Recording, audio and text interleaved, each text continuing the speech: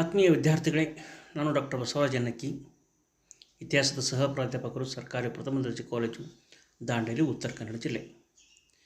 ಇಂದು ನಾನು ನಿಮಗೆ ಕರ್ನಾಟಕ ವಿಶ್ವವಿದ್ಯಾಲಯ ಧಾರವಾಡದ BA ದ್ವಿತೀಯ ಸೆಮಿಸ್ಟರ್ನ ಇತಿಹಾಸ ಮತ್ತು ಪ್ರಾಚ್ಯಶಾಸ್ತ್ರ ವಿಷಯದ 18ನೇ ಅವಧಿ ಕುರಿತು ಮಾತನಾಡುತ್ತಿದ್ದೇನೆ. ವಿಷಯ ದಿ ಅಚೀವ್ಮೆಂಟ್ಸ್ ಆಫ್ ಅಮೋಘವರ್ಷ, ರಾಷ್ಟ್ರಕೂಟರ ದೊರೆಯಾದಂಥ ಅಮೋಘವರ್ಷನ ಸಾಧನೆ ಕುರಿತು ಮಾತನಾಡಲು ಇಷ್ಟಪಡ್ತಾ ಇದ್ದೇನೆ. ನಾವು let us see about the introduction. Amoghavarsha first he ruled from 814 to 878 AD. ಅಮೋಘವರ್ಷನು 814ರಿಂದ 878ರವರೆಗೆ ರಾಜ್ಯಭಾರ ಮಾಡಿದ ಈತನು ರಾಷ್ಟ್ರಕೂಟರ ಅತ್ಯಂತ ಪ್ರಸಿದ್ಧ ದೊರೆ.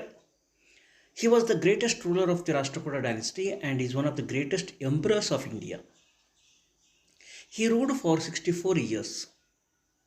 Many Kannada and Sanskrit scholars prospered during his rule, including the great Indian mathematician Mahavira Acharya, who wrote Ganita Sara Sangraha. Jinasena, Veerasena, Shakatayana and Sri Vijaya were the other scholars. Amoghavarsha first was an accomplished poet and scholar. He co-authored the Kaviraja Marga, the earliest extant literary work in Kannada, and Prashnottara Ratnamalika, a religious work in Sanskrit. During his rule, he held titles such as Nrapatanga, Atishaya Davada, Veeranarayana, Rattamartanda, and Sri Vallabha. He moved the Rashtrakuta regal capital from Mayurkundi in Bidar district to Maniketa in Gulbarga district. He is said to have built a regal city that is match that of Lord Indra. The capital city was planned to include elaborately designed buildings of the royalty using the finest workmanship. The Arab traveler Suleiman described Amoghavarsha as one of the 4 great kings of the world. Suleiman also wrote that Amoghavarsha respected Muslims and that he allowed the construction of mosques in his cities.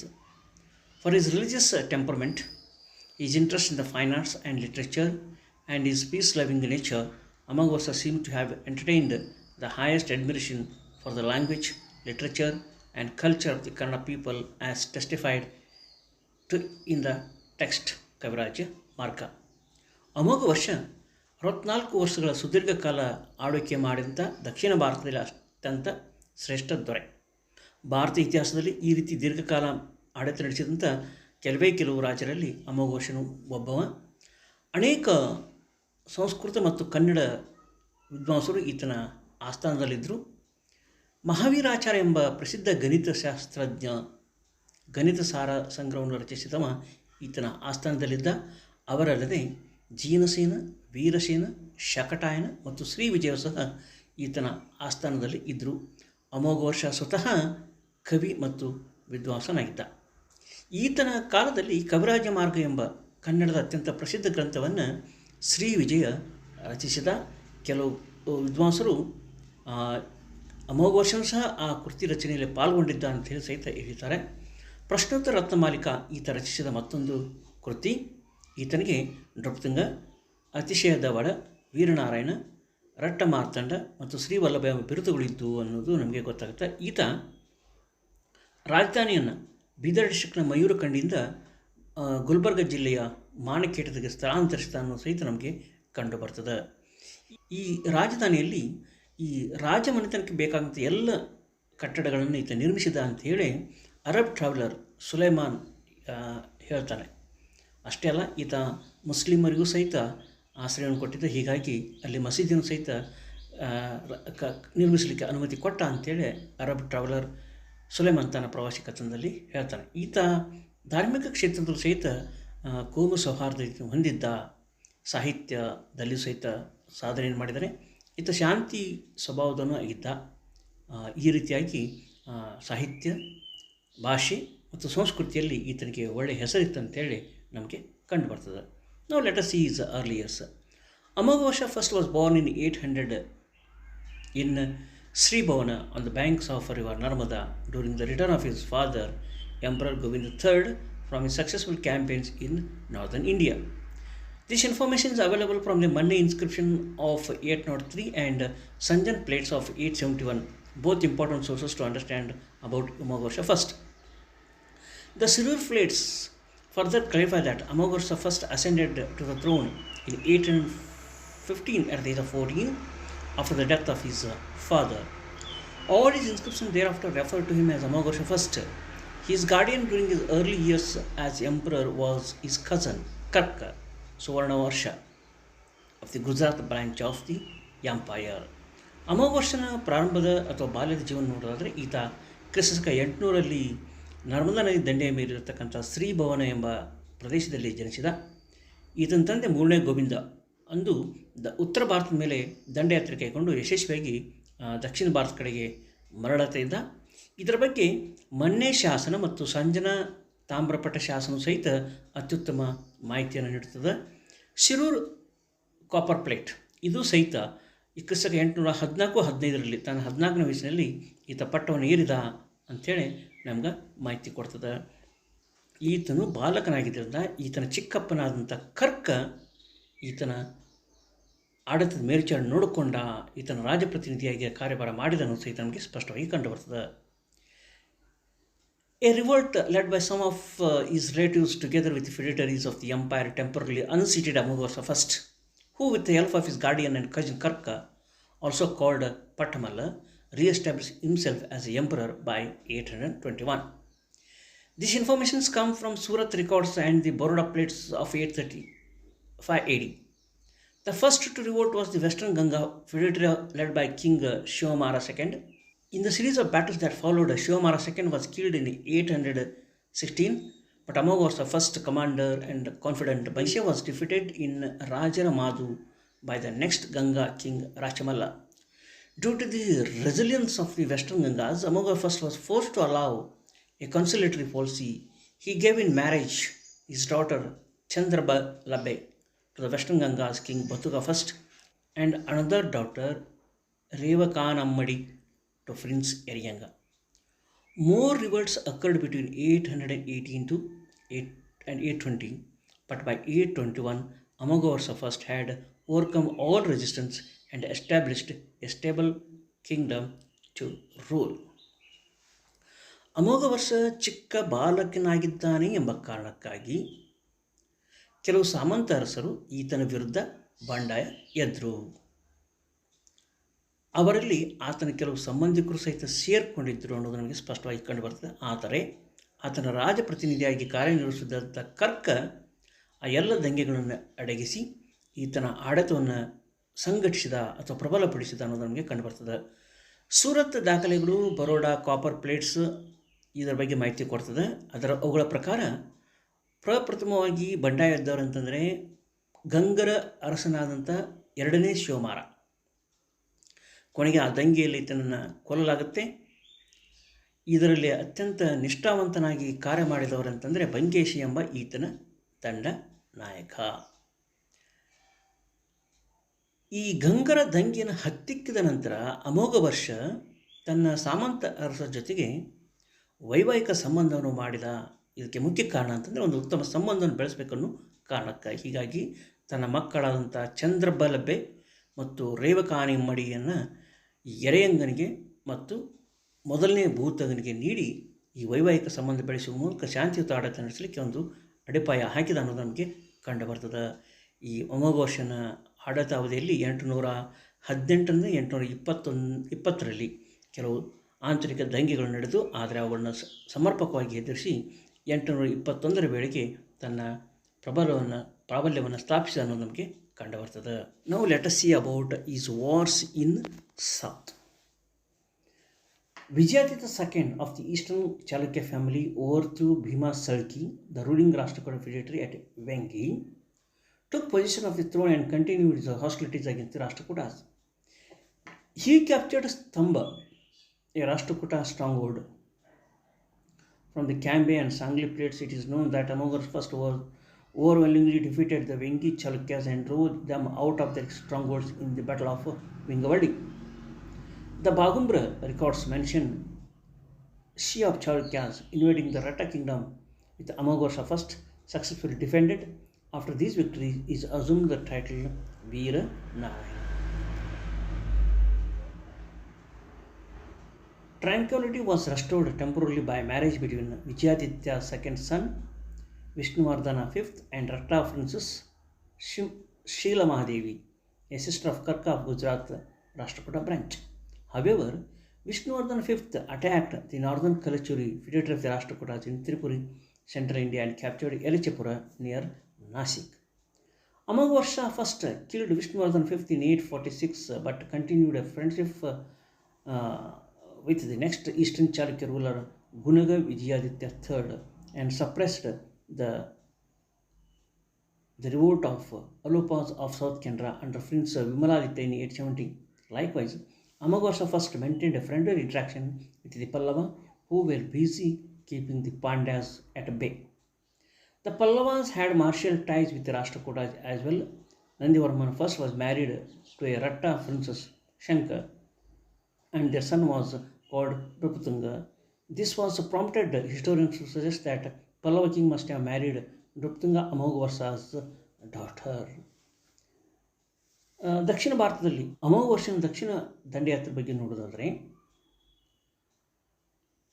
ಪೂರ್ವ ಚಾಲುಕ್ಯ ಮನೆತನದ ಎರಡನೇ ವಿಜಯಾದಿತ್ಯ ಭೀಮಸಳಿಕಿಯನ್ನು ಸೋಲಿಸಿದ್ದ. ಭೀಮಸಳಿಕಿ ಯಾರಂತಂದರೆ ಈ ರಾಷ್ಟ್ರಕೂಟರ ಅಧೀನ ಅರಸರಾದಂಥ ವೆಂಗಿಯ ರಾಜ ಆಯಿತ. ಹೀಗಾಗಿ ಅಮೋಘವರ್ಷ ವೆಂಗಿ ಚಾಲುಕ್ಯರನ್ನು ರಕ್ಷಣೆ ಮಾಡೋದಕ್ಕೋಸ್ಕರ ವಿಂಗಬಳ್ಳಿ ಅಂತೇಳಿ ಅಲ್ಲಿ ಒಂದು ಯುದ್ಧ ಆಗ್ತದೆ. ಆ ಯುದ್ಧದಲ್ಲಿ ಅವರನ್ನು ಸ್ತಂಭನನ್ನು ಸೋಲಿಸಿ ಅವರನ್ನು ನಿಯಂತ್ರಿಸ್ತಾನೆ.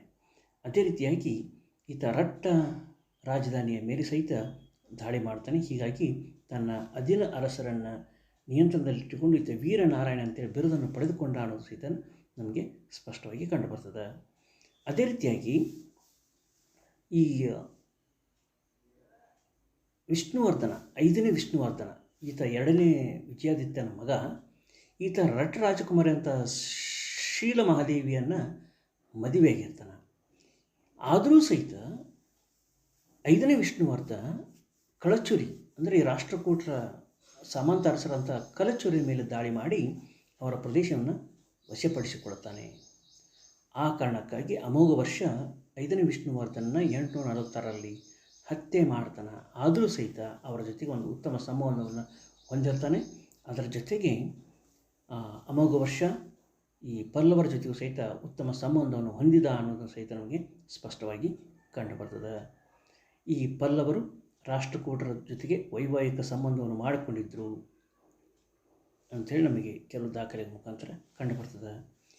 ಈ the next information about Amoghavarsha first is that the Sanjan inscription of 871 claim Amagvarsa first made a great effort to overthrow the kingdom of Dravidas, and that the mobilization of his army struck terror into the hearts of the kings of modern day Kerala, Pandya, Chola, Kalinga, Magadha, Gujarat and Pallava. The record also states that Amagvarsa first had imprisoned the Ganga Vamshi, ruler of those in his court who had carried out plots with him for life. Amagvarsa's first reigns lasted till 877 AD, after which he had virtually retired from his throne. ಈ 871 ಸಾಂಜನ ಶಾಸನದ ಪ್ರಕಾರ ಅಮೋಘವರ್ಷ ಈ ದಕ್ಷಿಣದ ದ್ರಾವಿಡರ ಜೊತೆಗೆ ಒಂದು ಬಲಿಷ್ಠವಾದಂಥ ಒಂದು ಸೈನ್ಯವನ್ನು ಸಂಘಟನೆ ಮಾಡಲಿಕ್ಕೆ ಪ್ರಾರಂಭ ಮಾಡಿದ. ಇದರ ಮುಖ್ಯ ಉದ್ದೇಶ ಇಂದಿನ ಕೇರಳ, ಪಾಂಡ್ಯ, ಚೋಳ, ಕಳಿಂಗ, ಮಗಧ, ಗುಜರಾತ್ ಮತ್ತು ಪಲ್ಲವರ ಮೇಲೆ ತನ್ನ ಸಾರ್ವಭೌಮತ್ವವನ್ನು ಸ್ಥಾಪನೆ ಮಾಡಲಿಕ್ಕೆ. ಈ ಶಾಸನದ ಪ್ರಕಾರ ಗಂಗವಂಶಿ ಎಂಬ ರಾಜನನ್ನು ಸಹಿತ ಈತ ಬಂಧಿಸಿ ತನ್ನ ಆಸ್ಥಾನದಲ್ಲಿ ಇಟ್ಕೊಂಡಿದ್ದ. ಯಾಕಂದರೆ ಈತ ಅಮೋಘವರ್ಷನ ಕೊಲ್ಲಕ್ಕೆ ಪ್ರಯತ್ನ ಪಟ್ಟಿದ ಅನ್ನೋದು ಸಹಿತ ಕಂಡುಬರ್ತದೆ. ಅಮೋಘವರ್ಷ 877 ರಾಜ್ಯಭಾರ ಮಾಡಿ ತನ್ನ ಶಕ್ತಿ ಕುಂದಿದೆ ಅನ್ನೋ ಕಾರಣಕ್ಕಾಗಿ ತಾನು ವಿಶ್ರಾಂತಿಯನ್ನು ಘೋಷಣೆ ಮಾಡ್ಕೊತಾನೆ. ಈ ರೀತಿಯಾಗಿ ತನ್ನ ಸಿಂಹಾಸನದ ಕೆಳಗಿಳಿದ ಅನ್ನೋದು ನಮಗೆ ಕಂಡುಬರ್ತದೆ. Let us see about contributions of Amagvarsha to religion, culture and literature. Jaina Narayana temple at Pattalkallu was built by Rashtrakuta king Amagvarsha first. He preferred to remain friendly with all his neighbors and feudatories and avoided taking an aggressive posture against them. It is still debated whether he abdicated his throne to fulfill religious pursuits. He deeply cared for his subjects, and once, when a calamity threatened to harm them, he offered his finger as a sacrifice to the goddess Mahalakshmi of Kolhapur. For the benevolent act, the Sanjana inscription likens him to Puranic heroes such as Bali, Shivi, and Jimutavahana, hero of the plain Nagananda. It is written that the rulers of Vanga, Anga, Magadha, Malwa, Vengi worshipped him. Amoga first was a disciple of Acharya Jinasena. Proof for this comes from writing Mahapurana by Gunabhadra, in which the author states, blissful for the world is the existence of Jinasena Acharya, by bowing to whom Amagosha Nruptunga considered himself to be purified. The same writing proves that Amoga first was a follower of Digambara branch of Jainism. Amagosha first patronized Jainism, Buddhism, and Hinduism. However, according to the scholar review writings such as Mahapurana by Gunabhadra, Prashnottara, Ratnamalika, and Mahaviracharya's Ganita Sarasangra are evidence that Amagosha Nruptunga first had taken to Jainism. According to Arab traveler Suleiman, Amagor first emperor was once among the four great contemporary emperors of the world. Because of his peaceful and loving nature, he has been compared to the Emperor Ashoka.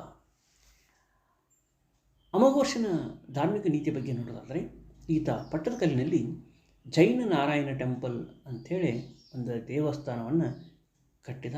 ತನ್ನ ಎಲ್ಲ ಸಾಮಂತರ ಜೊತೆಗೆ ಶಾಂತಿಯುತವಾದ ಸಂಬಂಧವನ್ನು maintain ಮಾಡಲಿಕ್ಕೆ ಈತ ಪ್ರಯತ್ನಪಟ್ಟ. ಹೀಗಾಗಿ ಈತ ಪ್ರಜಾಹಿತಕಾರಿಯಾಗಿ ಸಹಿತ ಇದ್ದ. ಹೀಗಾಗಿ ಒಂದು ಸಲ ಬರಗಾಲ ಬಿದ್ದಾಗ ಬರಗಾಲ ನಿವಾರಣೆಗಾಗಿ ಕೊಲ್ಹಾಪುರದ ಮಹಾಲಕ್ಷ್ಮಿಗೆ ತನ್ನ ಹೆಬ್ಬರಳನ್ನು ಸಹಿತ ದಾನ ಮಾಡಿದ್ದ ಅನ್ನೋದು ಸಹಿತ ನಮಗೆ ಕಂಡುಬರ್ತದೆ. ಈ ಕಾರಣಕ್ಕಾಗಿ ಈತ ಬಹಳಷ್ಟು ಅದಿನ ಅರಸರ ಪ್ರೀತಿ ಪಾತ್ರಕ್ಕೆ ಗೌರವವನ್ನು ಹೊಂದಿದ್ದ ಅನ್ನೋದು ಸಹಿತ ಕಂಡುಬರ್ತದೆ. ಈತನ ಆಸ್ಥಾನದಲ್ಲಿ ಅನೇಕ ವಿದ್ವಾಂಸರು ಆಶ್ರಯ ಪಡ್ಕೊಂಡಿದ್ದರು. ಅಷ್ಟೇ ಅಲ್ಲ, ಈತ ಜೈನ, ಬೌದ್ಧ ಮತ್ತು ಹಿಂದೂ ಧರ್ಮಗಳಿಗೆ ಸಮಾನ ಪ್ರೋತ್ಸಾಹ ಕೊಟ್ಟ. ಈತ ವಿದ್ವಾಂಸನಾಗಿದ್ದ. ಪ್ರಶ್ನೋತ್ತರಮಾಲ, ರತ್ನಮಾಲಿಕ, ಮಹಾವೀರಾಚಾರ್ಯ ಬರೆದಂಥ ಗಾಣಿತ ಸಾರ ಸಂಗ್ರಹ, ಗುಣಭದ್ರನು ಸಹಿತ ಆ ಮಹಾಪುರಾಣ ಅಂತೇಳಿ ಬರೆದ. ಇವರೆಲ್ಲರೂ ಈತನ ಆಸ್ಥಾನದಲ್ಲಿ ಸಹಿತ ಆಶ್ರಯ ಪಡೆದಿದ್ದರು. ಈ ಕಾರಣಕ್ಕಾಗಿ ಸುಲೈಮಾನ್ ಅಂತೇಳಿ ಅರಬ್ ಟ್ರಾವೆಲರ್ ಈತನ ಒಂದು ಗುಣಗಾನವನ್ನು ಮಾಡಿದ್ದು ಸಹಿತ ನಮಗೆ ಕಂಡುಬರ್ತದೆ. Now let us see about writings of Amaghorsha. Amaghorsha was a great scholar in Kannada and Sanskrit literature. His own writing, Kaviraja Marga, is a landmark literary in the Kannada language, and because of his good book for future poets and scholars for centuries to come. Regarding the authorship of this book, there is an opinion that this book was written by Sri Vijaya also. The Sanskrit writing Prashnottara Ratnamalika is said to have been written by Amaghorsha first in his old age, when he had distanced himself from the affairs of the state. However, others argue that it may have been written by Adi Shankara or by Vimalacharya.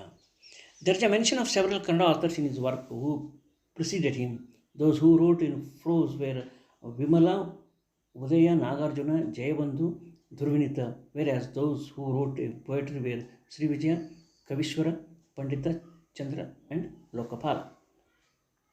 The Jaina Narayan temple at Pattatkal, which is recognized as a UNESCO World Heritage Site, a Basadi at Konnur and Neminatha Basadi at Manikhet were built during this rule.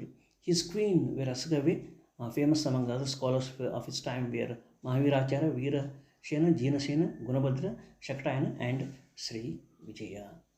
So ಈಗ ಅಮೋಘೋರ್ಷನ ಒಂದು ಸಾಹಿತ್ಯದ ಕೊಡುಗೆಯನ್ನು ನೋಡೋದಾದರೆ, ಈತ ಕನ್ನಡ ಮತ್ತು ಸಂಸ್ಕೃತ ಭಾಷೆಯಲ್ಲೂ ಸಹಿತ ಪ್ರಬುದ್ಧತೆಯನ್ನು ಅಥವಾ ಪ್ರಾವೀಣ್ಯತೆಯನ್ನು ಹೊಂದಿದ್ದ. ಈತನ ಆಸ್ಥಾನದಲ್ಲಿ ರಚನೆಯಾದಂಥ ಕೃತಿಗಳಿಂದ ಕವಿರಾಜ ಮಾರ್ಗ, ಈ ಕೃತಿಯನ್ನು ಶ್ರೀ ವಿಜಯ ರಚಿಸಿದ ಅಂತ ಹೇಳ್ತಾರೆ. ಕೆಲವರು ಅಮೋಘೋರ್ಷನು ಬರೆದ ಅಂತ ಹೇಳ್ತಾರೆ. ಅದೇ ರೀತಿ ಸಂಸ್ಕೃತದಲ್ಲಿ ಪ್ರಶ್ನೋತ್ತರ ರತ್ನಮಾಲಿಕ ಅಂತ ಒಂದು ಪುಸ್ತಕವನ್ನು ಅಮೋಘೋರ್ಷನು ಬರೆದ ಅಂತ ಹೇಳ್ತಾರೆ. ಅದೇ ರೀತಿ ವಿಮಲಾಚಾರ್ಯ ಅನ್ನೋರು ಈ ಪ್ರಶ್ನೋತ್ತರ ರತ್ನಮಾಲಿಕಾ ಕೃತಿಯನ್ನು ರಚನೆ ಮಾಡಿದರು ಅಂತೇಳಿ ನಮಗೆ ಸ್ಪಷ್ಟವಾಗಿ ಕಂಡುಬರ್ತದೆ. ಈತನ ಆಸ್ಥಾನದಲ್ಲಿ ಶ್ರೀ ವಿಜಯ, ಕವೀಶ್ವರ, ಪಂಡಿತ, ಚಂದ್ರ ಮತ್ತು ಲೋಕಪಾಲ ಅಂತೇಳಿ ವಿದ್ವಾಂಸರಿದ್ದರು. ಅವರ ಜೊತೆಗೆ ವಿಮಲ, ಉದಯ, ನಾಗಾರ್ಜುನ, ಜಯಬಂಧು, ಧೂರುಣಿತ ಅಂತ ಸಹಿತ ಇವರಿದ್ದರು. ಈ ಪಟ್ಟದಕಲ್ಲಿನಲ್ಲಿ ನಿರ್ಮಾಣವಂಥ ಜೈನ ನಾರಾಯಣ ಟೆಂಪಲ್ ಇವತ್ತು ಯುನೆಸ್ಕೋದ ಒಂದು ಪಾರಂಪರಿಕ ಒಂದು ಸ್ಥಳ ಅಂತೇಳಿ ನಿಗದಿಯಾಗಿದ್ದೆಲ್ಲ, ಅದನ್ನು ಸಹಿತ ಈ ರಾಷ್ಟ್ರಕೂಟರ ಕಾಲದಲ್ಲಿ ನಿರ್ಮಾಣ ಆಯಿತು. ಜೊತೆಗೆ ಕೊಣ್ಣೂರಿನಲ್ಲಿ ಒಂದು ಬಸದಿ ಬರ್ತದೆ.